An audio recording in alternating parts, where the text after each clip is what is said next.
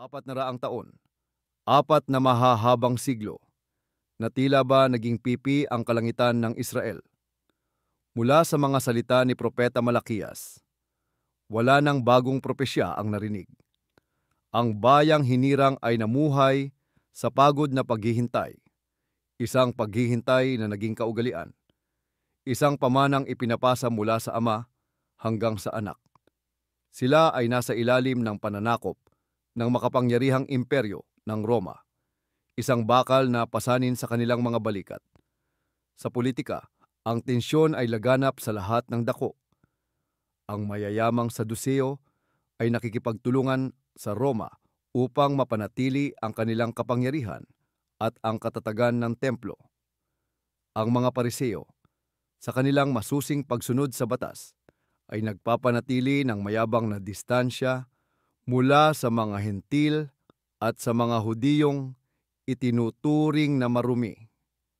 Sa disyerto, ang mga Eseni ay namumuhay ng asetiko, naghihintay ng isang banal na paglilinis. At sa mga anino, hinahasa ng mga selote ang kanilang mga punyal, nangangarap ng isang madugong pag-alsa upang mabawi ang kalayaan. Sa gitna ng nakasusuklam at watak-watak na kalagayang ito, sa bulubunduking rehiyon ng Judea, mayroong isang matandang mag-asawa, ang saserdoteng si Zacarias at ang kanyang asawang si Elizabeth. Sila ay mga taong matuwid sa harap ng Diyos, namumuhay ayon sa lahat ng utos ng Panginoon, nang walang kapintasan. Ngunit may dala silang tahimik na kalungkutan. Wala silang anak, at si Elizabeth ay baog, at pareho na silang matanda. Para sa isang babaeng Hudyo, ang kawalan ng anak ay itinuturing na tanda ng dipagkasiya ng Diyos. Isang araw, pagkakataon ni Zacarias na maglingkod sa templo ng Jerusalem, siya ay napili sa pamamagitan ng palabunutan upang pumasok sa dakong banal, upang mag-alay ng insenso, isang karangalang minsan lamang sa buhay mararanasan. Habang pumapailan lang ang usok ng insenso, ang buong komunidad sa labas ay nananalangin. Bigla, isang anghel ng Panginoon ang nagpakita sa kanan ng dambana ng insenso. Si Zacarias ay nasindak at napuspos siya ng takot. Ngunit sinabi ng anghel, "Huwag kang matakot, Zacarias. Ang iyong panalangin ay dininig na. Ang iyong asawang si Elizabeth ay maglilihi ng isang anak na lalaki at tatawagin mo siyang Juan." Ipinagpatuloy ng anghel na si Gabriel ang paglalarawan sa bata. Mapupuspos siya ng Espiritu Santo mula pa sa sinapupunan ng kanyang ina. Mamumuhay ng asetiko tulad ni Propeta Elias noon, at ang kanyang misyon ay magpauna sa Panginoon upang ihanda ang isang bayang nakahanda para sa kanya. Si Zacarias, isang saserdoteng buong buhay na naglingkod sa Diyos, ay naramdamang ang pangako ay napakadakila upang paniwalaan. "Paano ko malalaman ito?" tanong niya. "Sapagkat ako ay matanda na, at ang aking asawa ay may katandaan na rin." Dahil sa pag-aalinlangang ito, ipinahayag ni Gabriel na siya ay magiging pipi hanggang sa maipanganak ang bata. Nang lumabas si Zacarias, hindi siya makapagsalita. Nakikipag-usap lamang sa pamamagitan ng mga senyas. Naunawaan ng mga tao na nakakita siya ng isang pangitain sa templo. Gaya ng sinabi ng anghel, si Elizabeth ay naglihi. Nagtago siya sa loob ng 5 buwan. Pinagninilayan ang himalang ipinagkaloob sa kanya ng Diyos. Makalipas ang 6 na buwan, ang anghel ding iyon, si Gabriel, ay isinugo sa isang maliit at hindi kilalang nayon sa Galilea na tinatawag na Nazareth. Isinugo siya sa isang birhen na nagngangalang Maria, na nakatakdang ikasal sa isang karpinterong nagngangalang Jose, mula sa lahi ni Haring David. Dumating si Gabriel at bumati sa kanya, "Magalak ka, o puspos ng grasya, ang Panginoon ay sumasa iyo." Si Maria ay labis na naguluhan sa pagbating iyon. Tiniyak sa kanya ng anghel, at naghatid ng isang mensaheng higit na dakila kaysa sa mensahe para kay Zacarias. Makinig ka, ikaw ay maglilihi at manganganak ng isang lalaki at tatawagin mo siyang Jesus. Siya ay magiging dakila at tatawaging anak ng kataas-taasan. Ang kanyang kaharian ay walang hanggan. Si Maria, sa kanyang dalisay na pananampalataya at kawalang malay, ay nagtanong, hindi dahil sa pag-aalinlangan, kundi upang maunawaan paano ito mangyayari sapagkat hindi ko pa nakikilala ang isang lalaki. Ipinaliwanag ni Gabriel, bababa sa iyo ang Espiritu Santo at lililiman ka ng kapangyarihan ng kataas-taasan upang patatagin ang kanyang pananampalataya. Ibinalita rin ng anghel ang tungkol sa pagbubuntis ni Elizabeth, ang kanyang kamag-anak, sa katandaan nito. Sa harap ng isang misteryong hindi abot ng pangunawa ng tao, tumugon si Maria ng isa sa pinakadakilang pagsang-ayon sa kasaysayan. Narito, ako ay alipin ng Panginoon, mangyari nawa sa akin ayon sa iyong salita. Pagkatapos nito, nagmadaling naglakbay si Maria. Tinahak ang bulubunduking lupain upang dalawin si Elizabeth. Nang bumati si Maria, ang sanggol sa sinapupunan ni Elizabeth, si Juan, ay lumukso sa kagalakan. Si Elizabeth, napuspos ng Espiritu Santo, ay sumigaw, pinagpala ka sa lahat ng mga babae, at pinagpala ang bunga ng iyong sinapupunan. Sa sandaling iyon, inawit ni Maria ang Magnificat, isang himno ng pasasalamat at papuri sa kapangyarihan at awa ng Diyos, na nagtataas sa mga mapagkumbaba at nagpapababa sa mga makapangyarihan. Samantala, sa Nazareth, si Jose ay naharap sa isang krisis ng pananampalataya at pag-ibig. Siya ay isang taong matuwid, isang mabait na karpintero na nagmamahal kay Maria. Nang malaman niyang nagdadalang tao ito, bago pa man sila magsama, binigyan siya ng batas ng karapatang isumbong siya, isang gawaing maaaring humantong sa kanyang pagbato hanggang mamatay. Ngunit napakalaki ng kanyang pag-ibig para sa kanya. Nagpasya siyang hiwalayan siya ng lihim upang iligtas ang kanyang buhay at karangalan. Habang iniisip niya ito, isang anghel ng Panginoon ang nagpakita sa kanya sa isang panaginip. Ipinaliwanag na ang sanggol sa sinapupunan ni Maria ay sa pamamagitan ng Espiritu Santo at siya ang magliligtas sa kanyang bayan mula sa kanilang mga kasalanan. Nagising si Jose at nang walang pag-aalinlangan, sinunod niya ang sinabi ng anghel. Tinanggap niya si Maria sa kanyang tahanan.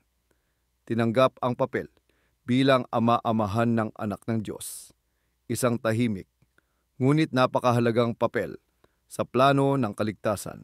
Isang utos mula sa isang malayong emperador sa Roma ang nagbago sa lahat. Naglabas si Cesar Augusto ng isang kautusan para sa isang senso sa buong imperyo, kung saan bawat isa ay kailangang bumalik sa bayan ng kanilang mga ninuno upang magpatala. Para kay Jose, na mula sa lahi ni David, nangangahulugan ito ng isang mahabang paglalakbay na halos 130 kilometro mula sa Nazaret, sa hilaga patungong Bethlehem, ang lungsod ni David sa timog. Ang paglalakbay, na sadyang mahirap na, ay lalong naging mabigat dahil malapit ng manganak si Maria. Sila ay sumabay sa iba pang mga grupo ng tao sa maalikabok na mga kalsada ng Judea.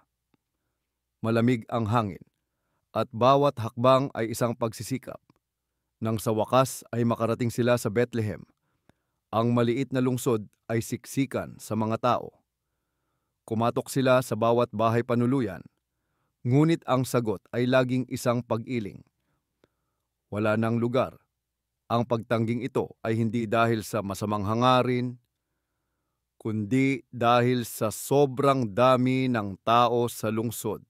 Sa huli, isang may-ari ng bahay panuluyan, dahil sa awa, ay nagturo sa kanila ng isang masisilungan, isang kuwebang ginagamit na kulungan ng mga hayop. Sa katahimikan ng gabi, sa gitna ng amoy ng dayami at init mula sa mababait na hayop, isinilang ni Maria ang kanyang anak. Walang komadrona, walang kaginhawahan ng isang tahanan. Siya mismo ang bumalot ng lampin sa sanggol at inihiga ito sa isang sabsaban, ang lalagyan ng pagkain ng mga hayop. Ang manlilikha ng sansinukop ay nakahiga ngayon sa isang sabsaban, isang larawan ng sukdulang pagpapakumbaba. Ngunit sa mga parang sa labas ng Bethlehem, isang nakasisilaw na kaluwalhatian ang pumunit sa kadiliman ng gabi. Isang anghel ang nagpakita sa mga pastol, mga taong mababa ang tingin ng lipunan, habang binabantayan nila ang kanilang mga kawan. Sila ay nasindak, ngunit sinabi ng anghel, "Huwag kayong matakot. Narito, dala ko sa inyo ang mabuting balita ng malaking kagalakan, sapagkat sa araw na ito, sa lungsod ni David, isang tagapagligtas ang isinilang para sa inyo. Siya ang Mesyas, ang Panginoon." Pagkatapos, isang buong hukbo ng kalangitan ang nagpakita, umaawit, luwalhati sa Diyos sa kataas-taasan, at sa lupa'y kapayapaan sa mga taong kinalulugdan niya. Nang mawala ang mga anghel, nagmamadaling nagtungo ang mga pastol sa lungsod. Natagpuan si Maria, si Jose, at ang sanggol na nakahiga sa sabsaban, gaya ng ipinahayag sa kanila. Ikinuwento nila ang kanilang nakita at narinig, at lahat ay namangha. Samantala, sa isang malayong lupain sa silangan, mga pantas, mga mago, ang nakakita ng isang kakaibang bituin na lumitaw sa kalangitan.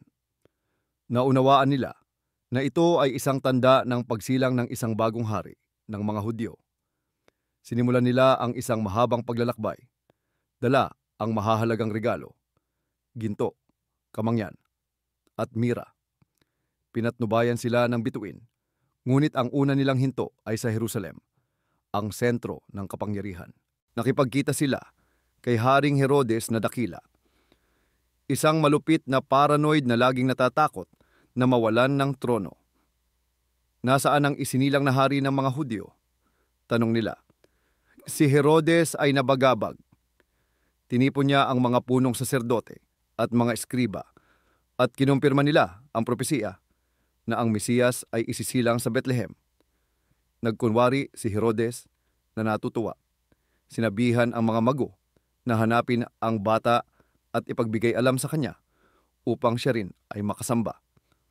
Ngunit sa kanyang puso, isang plano ng pagpatay ang nabuo na. Nagpatuloy ang mga mago sa pagsunod sa bituin hanggang sa lugar kung nasaan ang bata. Sila ay nagpatira pa at sumamba sa kanya at inialay ang mga regalong puno ng kahulugan.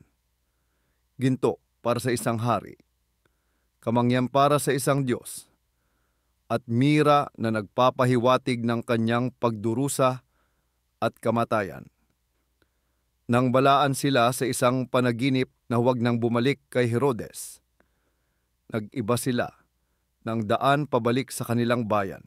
Si Jose ay nakatanggap din ng babala sa panaginip. "Bumangon ka, dalhin mo ang bata at ang kanyang ina at tumakas patungong Ehipto." Sa gitna ng gabi, ang munting pamilyang ito ay naging mga takas, tumatakas mula sa puot ng isang malupit na hari. Sumiklab ang galit ni Herodes nang malaman niyang nilinlang siya. Iniutos niya ang pagpatay sa lahat ng batang lalaki mula 2 taong gulang pababa sa Bethlehem at sa mga kalapit na lugar, isang malupit na gawaing tumupad sa propesya ni Jeremias. Nang mamatay na si Herodes, saka lamang nakabalik ang banal na pamilya. Ngunit dahil sa takot sa anak ni Herodes na si Arkelao na naghahari sa Judea, nagtungo sila sa hilaga at nanirahan sa Nazaret. Dito, naranasan ni Jesus ang mga tagong taon. Lumaki siya sa isang ordinaryong pamilya, natututo ng pagkakarpintero mula kay Jose. Masunurin sa kanyang mga magulang. Sinasabi sa Biblia na siya ay lumaki sa karunungan at pangangatawan at sa biyaya sa harap ng Diyos at ng mga tao. Ito ay isang tahimik na paghahanda na tumagal ng halos 30 taon para sa dakilang misyon na darating. Ang disyerto ng Judea ay isang malupit at tiwangwang na lugar. Ngunit mula roon, isang tinig ang umalingawngaw na yumugyog sa buong bansa. Ito si Juan Bautista, ang anak ng pangako. Ngayon ay isang asetiko at nagniningas na mangangaral na nakasuot ng balahibo ng kamelyo at kumakain ng balang at pulutpukyutan. Ang kanyang mensahe ay direkta at apurahan. Magsisi kayo, sapagkat malapit na ang kaharian ng langit. Dumagsa ang mga tao mula sa lahat ng dako, patungo sa ilog Jordan upang makinig sa kanyang pangangaral at magpabinyag bilang tanda ng pagbabalik loob. Hindi siya ang Mesiyas at nilinaw niya iyon. Siya lamang ang tinig na sumisigaw sa ilang na naghahanda ng daan para sa isang mas makapangyarihan na darating pagkagaling niya. At isang araw, sa gitna ng karamihan, dumating si Jesus mula sa Nazaret.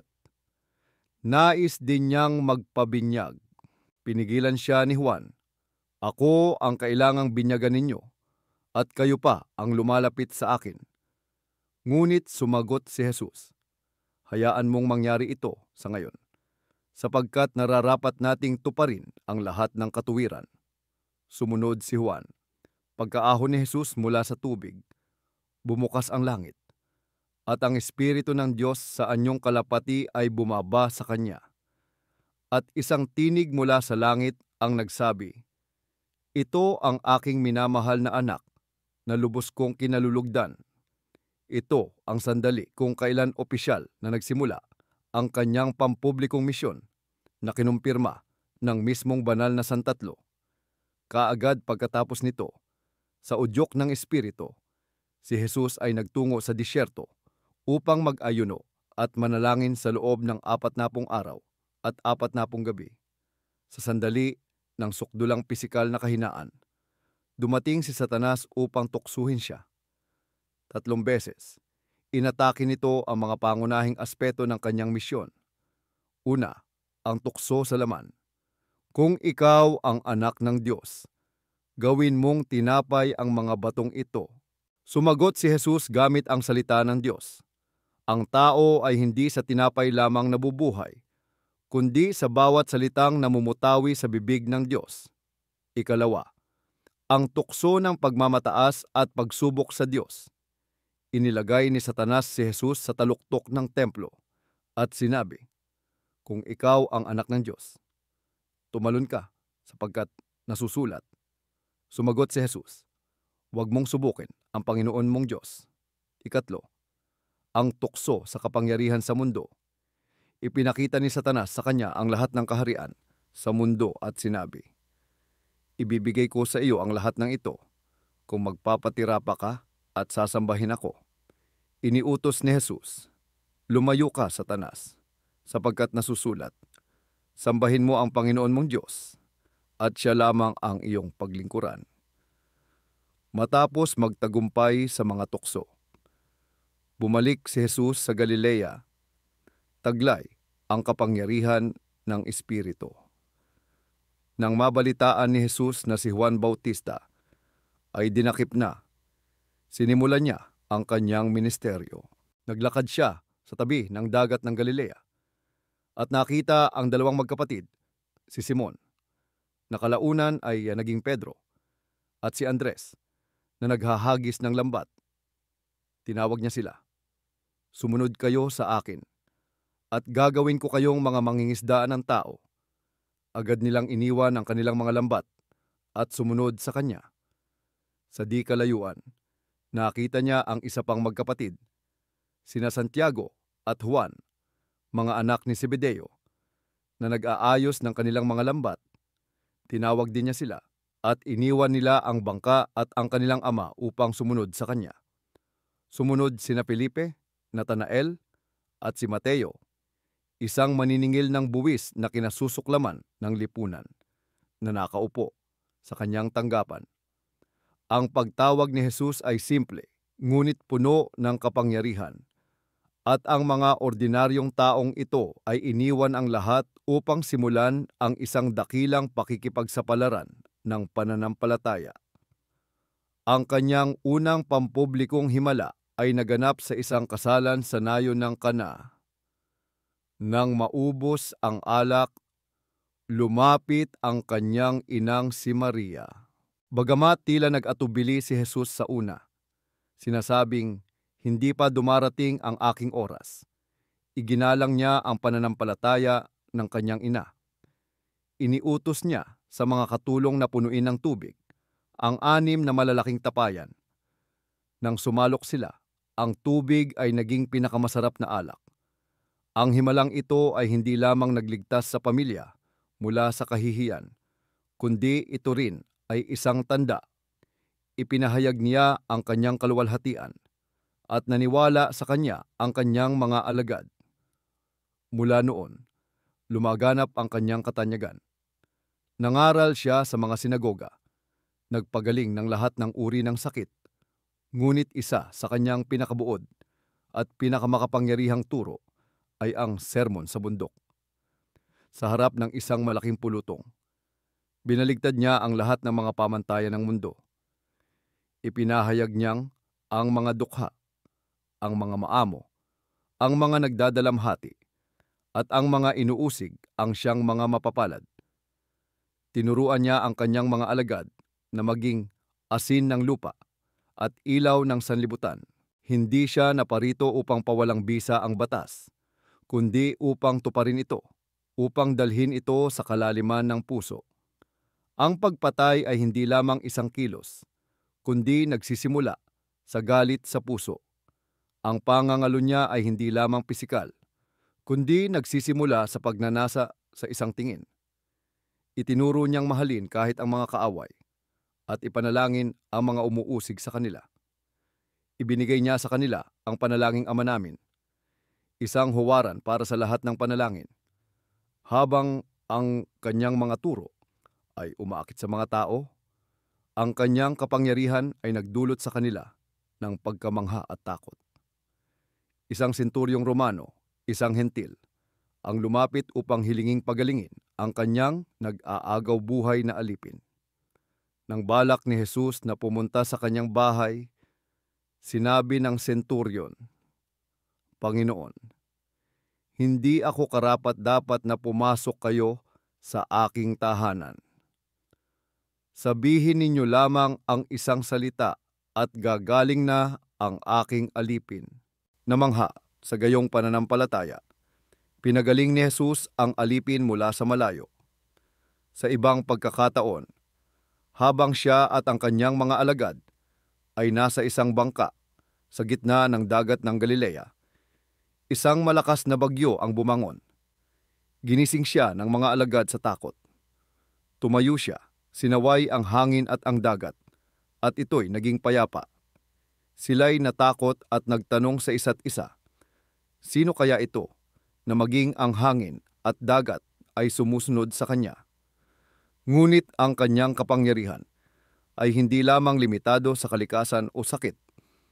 Sa lupain ng mga Geraseno, hinarap niya ang isang lalaking sinasapian ng isang lehiyon ng mga demonyo na naninirahan sa mga libingan at sinasaktan ang sarili. Nang makita si Jesus, nakilala siya ng mga demonyo at nakiusap na huwag silang parusahan. Pinahintulutan sila ni Jesus na pumasok sa isang kawan ng mga baboy, at ang buong kawan ay sumugod sa dagat at nalunod. Ang lalaki ay napalaya, matino na at nakadamit. Ngunit ang mga tao sa lugar na iyon ay natakot at nakiusap na umalis siya. Ang kanyang kapangyarihan ay parehong nagliligtas at nakakatakot. Hinahamon nito ang kaginhawahan at kaayusan ng mga tao. Ang kanyang katanyagan ay sinabayan din ng lumalaking pagsalungat mula sa mga pinuno ng relihiyon. Kinuwestiyon nila siya tungkol sa pakikisalamuha sa mga maniningil ng buwis at mga makasalanan. Sumagot siya, "Hindi kailangan ng mga malulusog ang manggagamot, kundi ang mga may sakit." Pinuna nila ang kanyang mga alagad sa hindi pag-aayuno. Inakusahan nila siya ng pamumusong nang patawarin niya ang mga kasalanan ng isang paralitiko bago ito pagalingin. Sinabi pa nila na ginagamit niya ang kapangyarihan ni Beelzebul, ang pinuno ng mga demonyo, upang magpalayas ng demonyo. Ang hidwaan ay nagsimula na, at ang landas ni Jesus ay lalong naging mahirap. Napansin ni Jesus na marami sa mga sumusunod sa kanya ay dahil lamang sa mga kamanghamanghang himala o dahil sa pag-asa sa isang haring magpapalaya sa bansa mula sa pananakop ng Roma, upang ituro ang mas malalalim na katotohanan tungkol sa kaharian ng Diyos. Sa mga tunay na naghahanap, nagsimula siyang gumamit ng mga talinghaga, mga simpleng kwento mula sa pang-araw-araw na buhay, na naglalaman ng malalalim na espiritual na kahulugan. Isa sa pinakatanyag na talinghaga ay ang talinghaga ng mga hasik. Inilarawan niya ang isang magsasaka na naghasik ng binhi. Ang ilang binhi ay nahulog sa tabi ng daan at kinain ng mga ibon. Ang ilan ay nahulog sa batuhan. Mabilis na tumubo, ngunit natuyo dahil walang ugat. Ang iba naman ay nahulog sa dawagan at sinakal ng mga dawag. Tanging ang mga binhing nahulog sa matabang lupa ang namunga. May 100, may 60, may 30. Kalaunan, ipinaliwanag niya sa kanyang mga alagad na ang binhi ay ang salita ng Diyos. Ang tabi ng daan ay ang mga nakikinig, ngunit hindi nakauunawa at inaagaw ng demonyo. Ang batuhan ay ang mga masayang tumatanggap sa salita, ngunit walang pundasyon. Madaling sumuko kapag may pagsubok. Ang dawagan ay ang mga hinahayaang sakalin ng mga alalahanin ng mundo at pagnanasa sa yaman ang kanilang pananampalataya. Ang matabang lupa ay ang mga nakikinig, nakauunawa, at isinasabuhay ang salita at nagbubunga ng maraming espiritual na bunga. Upang sagutin ang tanong na, "Sino ang aking kapwa?" mula sa isang eskriba, ikinuwento ni Jesus ang tungkol sa mabuting Samaritano. Isang lalaki ang ninakawan, binugbog, at iniwang halos patay na sa tabi ng daan. Isang saserdote at isang Levita, mga opisyal ng relihiyon, ang dumaan ngunit umiwas. Sa huli, isang Samaritano na kinamumuhian ng mga Hudyo ang huminto. Nahabag siya, ginamot ang mga sugat, dinala ang biktima sa isang bahay panuluyan at nagbayad para sa kanyang pangangalaga. Tinanong ni Jesus ang eskriba, "Sa tatlo, sino ang naging kapwa ng taong ninakawan?" Malinaw ang sagot. Ang kapwa ay hindi ang taong may kaparehong lahi o relihiyon, kundi ang taong nagpapakita ng awa. Marahil ang pinakamadamdaming talinghaga ay ang kwento ng maawaing ama, o mas kilala bilang alibughang anak. Isang ama ang may 2 anak na lalaki. Hiningi ng bunsong anak ang kanyang mana at umalis. Nilustay ang kanyang yaman sa isang maluhong pamumuhay. Nang maubos ang kanyang pera at magkaroon ng taggutom, kinailangan niyang mag-alaga ng mga baboy. Isang kahiyahiyang trabaho para sa isang Hudyo. Sa gitna ng gutom, nagsisi siya at nagpasyang bumalik upang hilingin sa kanyang ama na gawin siyang isang upahang manggagawa. Ngunit habang nasa malayo pa siya, natanaw na siya ng kanyang ama at tumakbo ito upang yakapin at halikan siya. Binihisan siya ng pinakamagandang damit, sinuotan ng singsing, at naghanda ng isang piging. Ang panganay na anak, na laging nasa bahay at masipag magtrabaho, ay nagalit at nainggit. Ngunit sinabi ng ama sa kanya, "Anak, lagi kitang kasama at lahat ng akin ay sa iyo. Ngunit dapat tayong magdiwang at magsaya, sapagkat ang kapatid mong ito ay namatay na, at muling nabuhay, nawala, at natagpuan. Ang kwentong ito ay isang napakagandang larawan ng walang hanggang awa ng Diyos na laging naghihintay sa mga nagsisising makasalanan na bumalik.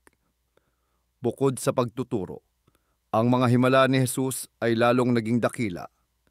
Isang beses, matapos ang isang mahabang araw ng pangangaral, isang pulutong ng mahigit 5,000 lalaki, hindi pa kasama ang mga babae at bata, ang nagugutom. Ang mga alagad ay mayroon lamang 5 tinapay at 2 isda. Sila ay nawalan ng pag-asa, ngunit sinabi ni Jesus na paupuin nila ang mga tao.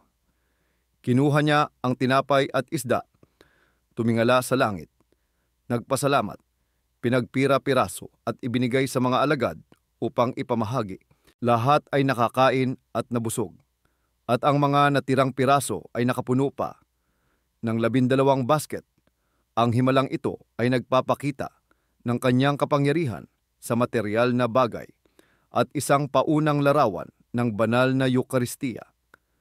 Pagkatapos nito, inutusan niya ang mga alagad na maunang tumawid sa kabilang ibayo, habang siya ay naiwan upang paalisin ang mga tao at umakyat sa bundok upang manalangin mag-isa.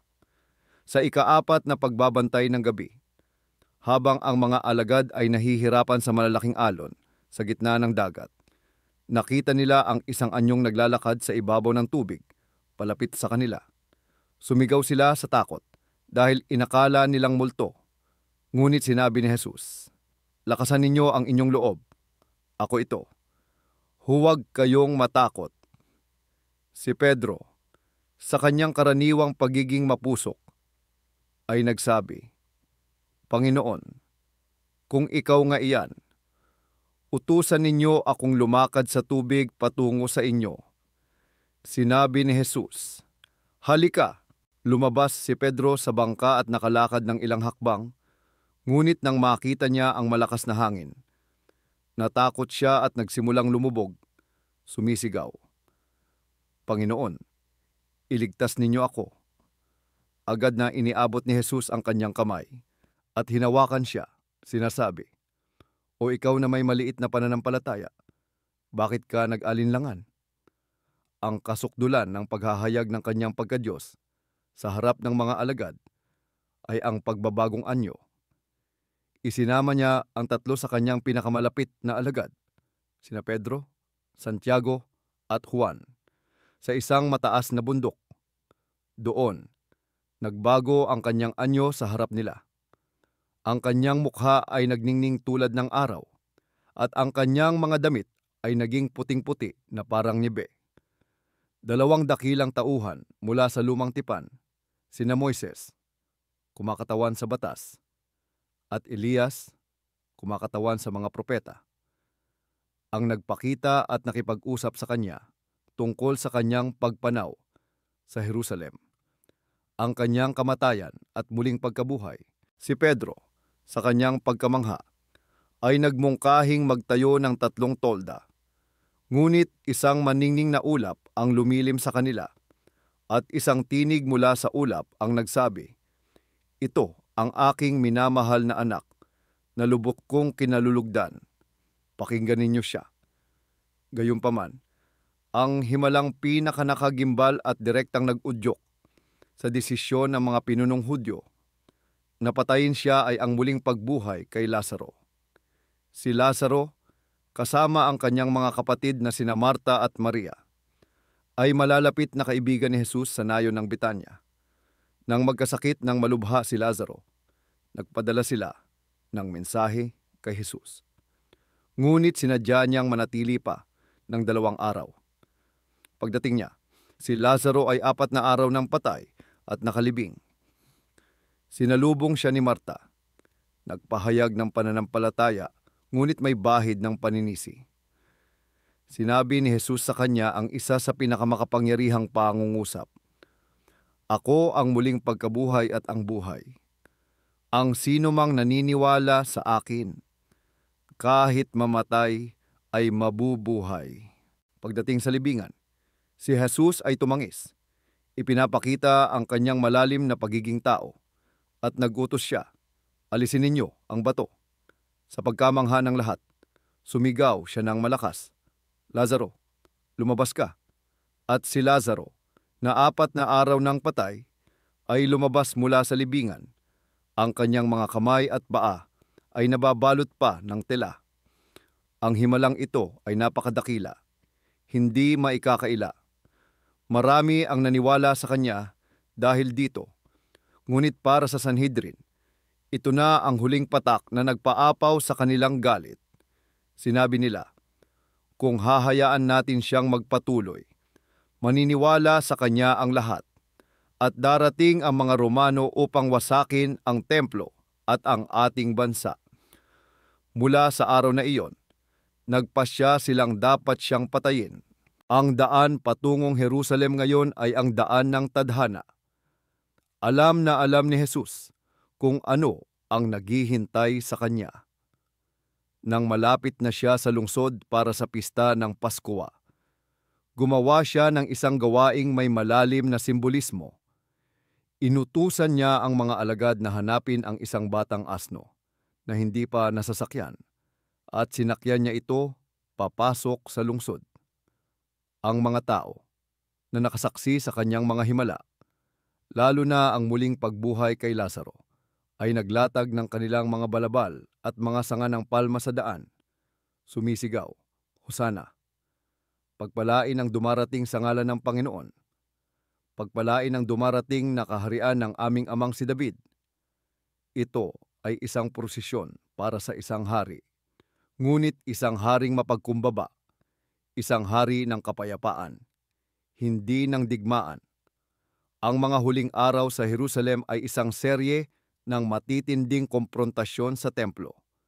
Ang iba't ibang grupo ng mga pinuno ng relihiyon ay lumapit upang bitagin siya sa pamamagitan ng mga mapanlinlang na tanong.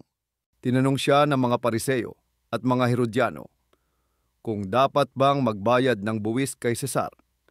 Kung sasabihin niyang mawawalan siya ng suporta ng mga tao. Kung hindi, maaakusahan siyang rebelde. Humingi si Jesus ng isang barya at tinanong kung kaninong larawan at pangalan ang nasa rito.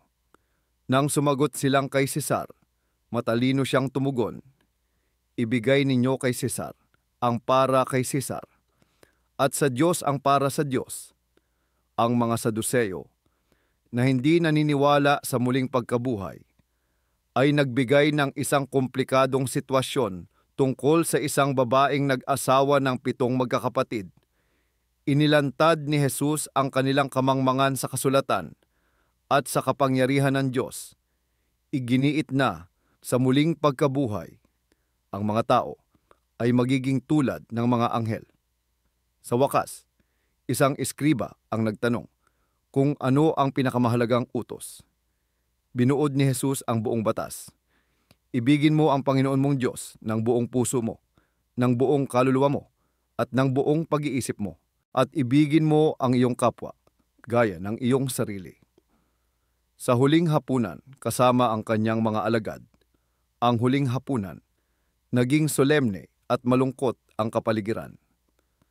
Gumawa si Jesus ng isang nakagugulat na kilos. Hinubad niya ang kanyang panlabas na damit, nagbigkis ng tuwalya, at sinimulang hugasan ang paa ng bawat alagad, isang gawain ng isang alipin. Mariing tumutol si Pedro, ngunit sinabi ni Jesus, kung hindi kita huhugasan, wala kang bahagi sa akin. Sa pamamagitan ng gawaing ito, nagturo siya ng isang huling aral tungkol sa pagpapakumbaba at paglilingkod. Pagkatapos, kinuha niya ang tinapay, nagpasalamat, pinagpira-piraso at sinabi, kunin ninyo at kanin, ito ang aking katawan na inihahandog para sa inyo. Pagkatapos, kinuha niya ang saro ng alak, nagpasalamat, at sinabi, inumin ninyo ito. Ito ang saro ng aking dugo, ang dugo ng bago at walang hanggang tipan, na ibubuhos para sa kapatawaran ng mga kasalanan ng marami. Itinatag niya ang banal na Eukaristiya. isang walang hanggang testamento ng pag-ibig. Sa hapunan ding ito, ipinahayag niya ang pagkakanulo ni Judas at ang pagkakaila ni Pedro. Umalis sila sa silid at nagtungo sa isang hardin na tinatawag na Getsemane, sa bundok ng mga olibo. Sinabi ni Jesus sa mga alagad, "Ang kaluluwa ko ay namimighati hanggang sa kamatayan." Lumayo siya ng kaunti upang manalangin. Ang kanyang espiritual na paghihirap ay umabot sa sukdulan. Alam niya ang lahat ng mangyayari, ang pagpapahirap, kahihiyan, at ang pasanin ng kasalanan ng buong sangkatauhan. Nanalangin siya, "Ama ko, kung maaari ilayo mo sa akin ang sarong ito. Ngunit wag ang kalooban ko, kundi ang kalooban mo ang masunod." Ang kanyang pawis ay naging tulad ng mga patak ng dugo na tumutulo sa lupa. 3 beses siyang bumalik at natagpo ang natutulog ang kanyang pinakamalapit na mga alagad. Bigla, dumating si Judas kasama ang isang pangkat ng mga sundalo at isang pulutong na may dalang mga espada at pamalo. Lumapit siya at hinalikan si Jesus. Iyon ang napagkasunduang senyas. Nang dakpin nila siya, hinugot ni Pedro ang kanyang espada at tinagpas ang tainga ng isang alipin ng punong saserdote. Ngunit pinigilan siya ni Jesus. Pinagaling ang alipin at sinabi, "Ibalik mo ang iyong espada sa lalagyan nito." Dinala siya sa harap ng mga punong saserdoteng, sina Anas at Caifas, kung saan iligal na nagtipon ang Sanhedrin sa gabi.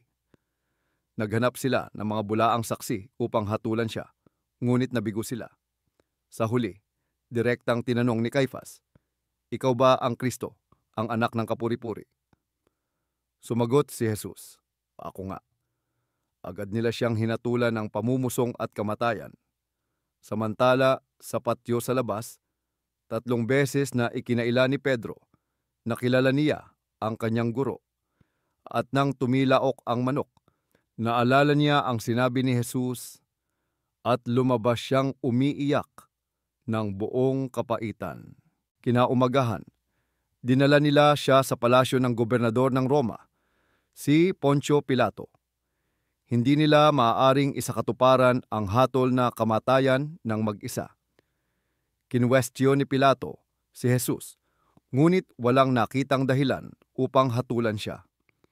Alam ni Pilato na inggit ang dahilan kung bakit isinuko siya ng mga punong saserdote, kaya sinubukan niyang palayain siya. Ipinadala niya siya kay Haring Herodes Antipas na wala ring nakitang kasalanan. Nag-alok si Pilato ng isang kompromiso ayon sa kaugalian ng Paskwa. Palayain ang isang bilanggo. Pinapili niya ang mga tao sa pagitan ni Jesus at ng isang kilalang kriminal na si Barabas. Sa udyok ng mga punong saserdote, sumigaw ang mga tao. Ipako siya sa krus at hiniling na palayain si Barabas. Si Pilato, bagamat naghugas ng kamay upang ipahayag na wala siyang kasalanan sa dugo ng taong ito, ay sumuko sa huli sa kagustuhan ng mga tao. Si Jesus ay malupit na hinagupit ng mga sundalong Romano. Nilagyan nila ng koronang tinik ang kanyang ulo. Sinuotan siya ng isang pulang balabal at kinutya siya bilang hari ng mga Hudyo. Pagkatapos, pinasan niya ang kanyang mabigat na krus sa mga lansangan ng Jerusalem patungo sa isang lugar na tinatawag na Golgota, ang lugar ng bungo. Doon, ipinako nila siya sa krus sa pagitan ng dalawang magnanakaw. Mula sa krus, binitiwan niya ang 7 huling wika, kabilang ang isang panalangin ng kapatawaran. "Ama, patawarin mo sila sapagkat hindi nila alam ang kanilang ginagawa." Sa bandang tanghali, nagdilim ang buong lupain. Sa bandang 3:00 ng hapon, sumigaw si Jesus ng malakas, Diyos ko, bakit mo ako pinabayaan?" At sa huli, sinabi niya, "Naganap na. Ama, sa iyong mga kamay, inihahabiling ko ang aking espiritu." Pagkatapos, iniyuko niya ang kanyang ulo at nalagutan ng hininga. Ang tabing sa templo ay napunit mula itaas hanggang ibaba, nayanig ang lupa, nabiyak ang mga bato. Ang senturyong Romano na nakatayo roon, na nakasaksi sa lahat, ay napabulalas.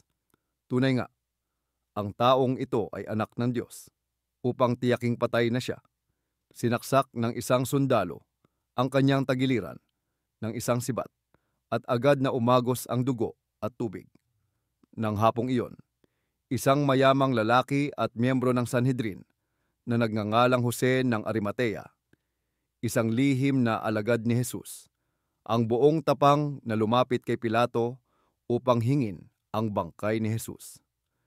Kasama si Nicodemo, ibinaba nila ang katawan ni Jesus, binalot sa malinis na telang lino at mga pabango, at inilagay sa isang bagong libingan na hindi pa napaglilibingan, na inukit sa bato. Ginulong nila ang isang malaking bato upang takpan ang pasukan ng libingan at umalis. Tila ba ang pag-asa ay nailibing na kasama niya. Lumipas ang araw ng Sabat sa katahimikan at kalungkutan.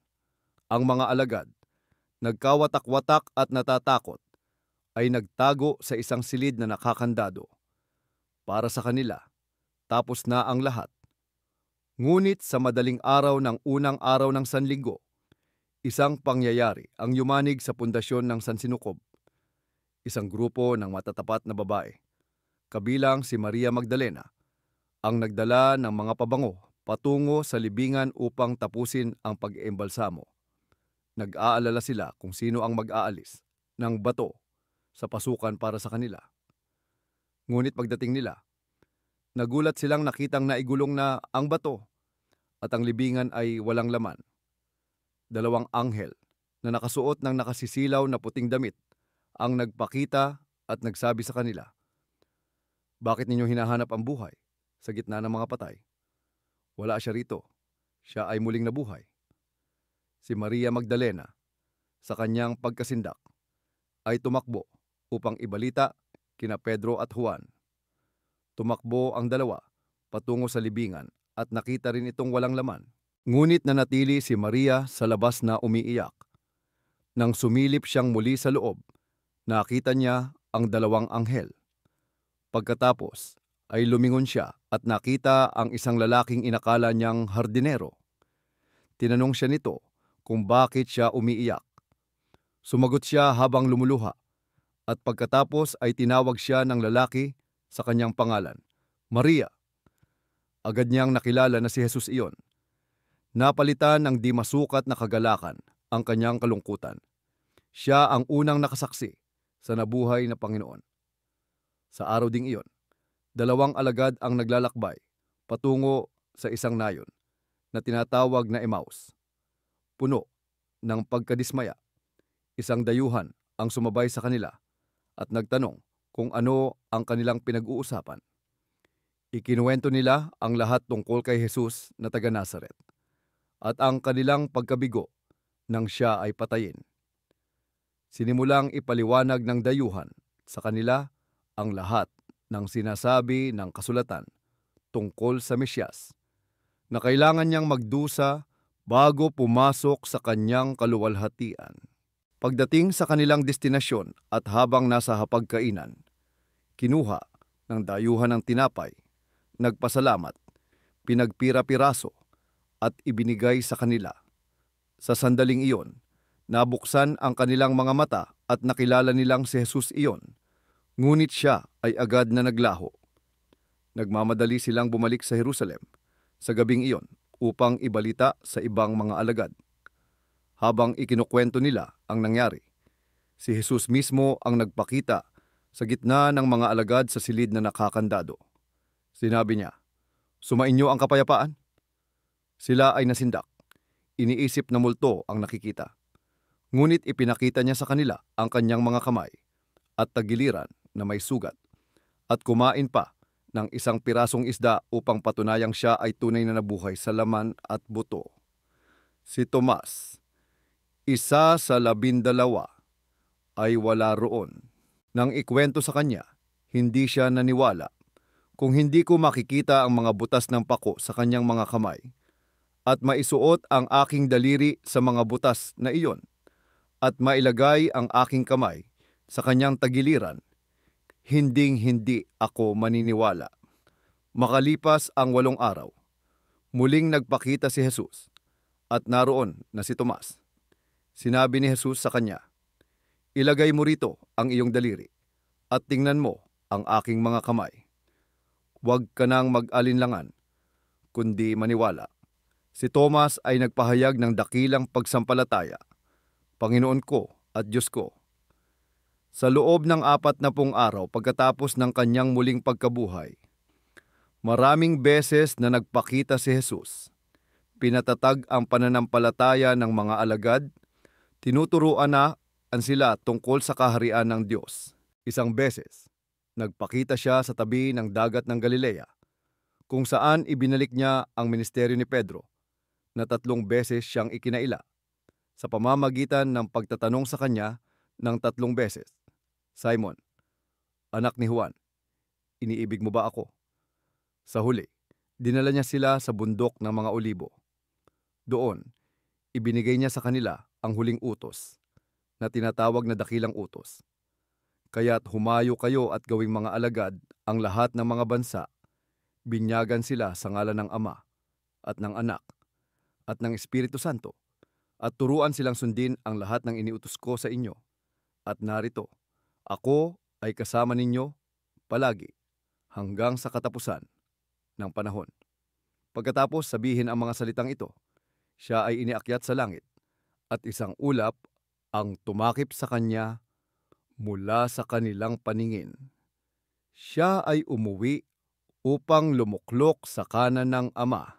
Ang mga alagad, hindi na natatakot kundi puno ng kagalakan at pag-asa, ay bumalik sa Jerusalem, laging nasa templo upang purihin ang Diyos, at naghihintay sa Espiritu Santo na kanyang ipinangako. Ang buhay sa lupa nang nagmula sa Nazaret ay natapos na.